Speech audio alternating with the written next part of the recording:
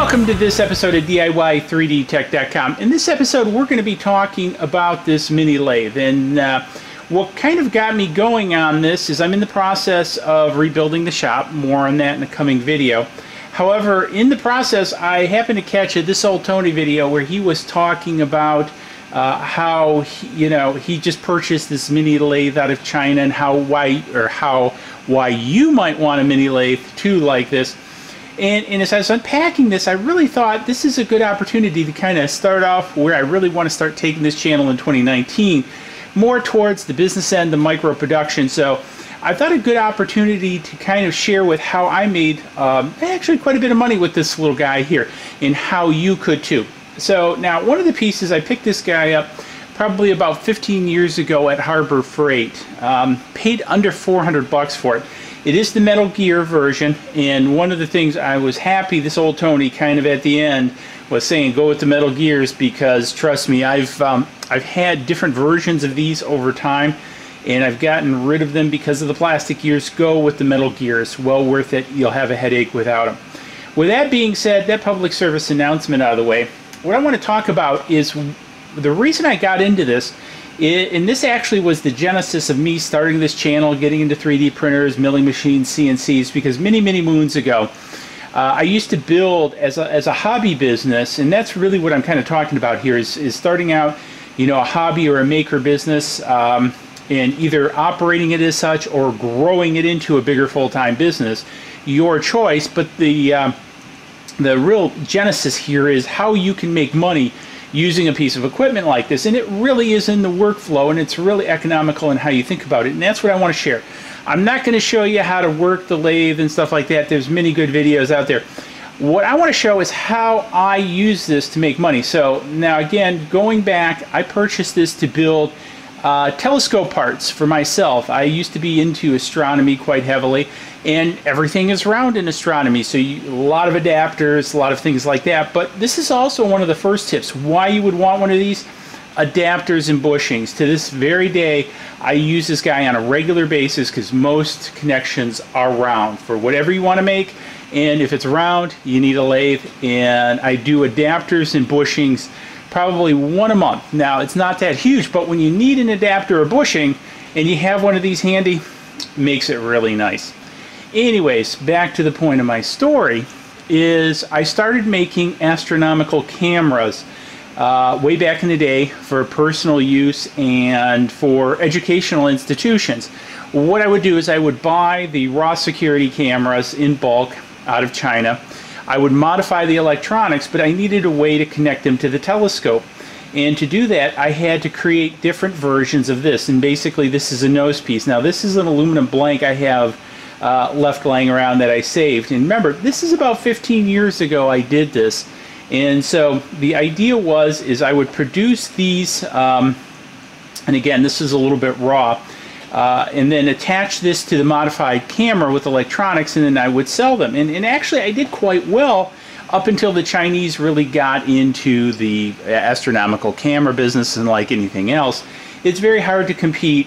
And there's going to be more of a story on this, I think, in the future, as I talk a little bit more about the micro business end of this. I just chose not to compete at that level because it became too prevalent. And not saying that I couldn't have changed up my game and things like that. I just found other interests and other economic opportunities move on. And that's one of the real keys about starting a maker business that I'll talk about in the future. One product doesn't last forever, so you have to kind of run with the product, and that's what I did. I probably made about $30,000–$40,000 from this machine. Now, it wasn't just the parts in this machine. Obviously, this was the cheapest part of the whole camera system, but without this piece for the camera system, it had no value. So basically, this machine is what created the value for the whole system to work. And that's kind of one of the important pieces as you're really thinking about a home-based or maker-based business, is what can you buy in the market, maybe modify or add to with your DIY device. Now, with this, one of the pieces that I started with is a workflow. Very important. is having a workflow with this. And you kind of see I've lined up the tools that I used, and I want to talk about the workflow because it might not be in the way you think about it, because again, you can do a lot of stuff with the lathe. However, I found why do that, and there's easy ways to set up what I'm going to call poor man's fixtures to kind of do things a lot quicker. So one of the pieces that I did is I started out with aluminum, but this was actually rather costly and rather time consuming to machine. So what I did is I switched to Delrin, which this plastic is fabulous. And so kind of long story short, I used to buy it in long rods, and I would cut it on the bandsaw down to you know, a rough target length. And then what I would do is I would chuck it up in the machine, and then I would start you know, running the lathe processes. Now, as you see here, there's a couple different components. So I've got the body, which goes into the telescope, and there's actually in the finished product a ridge here, a shoulder, that stops it from sliding all the way in. And then this gets threaded with a C-mount thread, and then inside gets threaded too for filters. And so the basic operation is to cut this down to size, face off the ends, create 2 borings in size, because this is going to be a smaller boring than this opening. Now, you could cut all this with a lathe and a boring bar, and that's how I started out, but it was too time consuming, so I needed a faster way. Same thing with the gears. I could use the gears on a lathe to cut the threads, too time consuming, so I needed to produce, when I would run these, I would do about 30 a run, and I needed to do them quickly because time is money when you're doing manufacturing. And so what I did is I worked up a process. So one of the first pieces for this back threading that I did is I built a fixture jig, and this is, I think, one of the cool things. So I bought a bunch of these blanks, and I still have several of them today. And what I would do is I would machine them out to hold different dies. And then what I would do is take this Jacob chuck, it's got a little Morse taper on here, pop it in where you now see this live center, and then I would chuck this up. I just put a bolt through here. I chuck this up, and then so after I process this, so this piece would then, I would reverse it and spin it in. And I actually got so good, I could let the motor spin it in and just draw it in with the piece. So at first, I would just stick a bar in here and spin it by hand, and then that would cut the threads this way. Now, what I would do in the opposite direction is I would actually take this. Now, I picked this guy up, and this is another tip. Pawn shops are your friends. I got this in a pawn shop for like $1 or something like that. I have no idea what it is, but it was pretty cool. And I machined a bushing, and see, there again goes this bushing. And so what I do is I would stick a drill in here that would cut this opening here, which this is again just this, not the right size opening. But what would happen then, I would mount this, and I'd actually do this procedure before I cut the threads. I got a little bit of ahead of myself, but you get the idea. And I would again mount the drill in the Jacob chuck. I would run it in. So this one process would bore this hole, and this would then face the front of this off. And so boom, I was able to put 2 processes into one. Then I could use this larger drill in the chuck to actually open it up and take out the material. Now again, I could have done all this with the lathe, but again, time is money. And this is really what I want to get to, is kind of what I call poor man's fixturing in this whole scenario. Now, the final process that I would do is, again, I would chuck it up, and then I would take this tap, run it in here, and cut my threads to my filter. So as you can see here, I've got a die that I'm cutting my back threads for. I got a tap, which I'm cutting my front threads.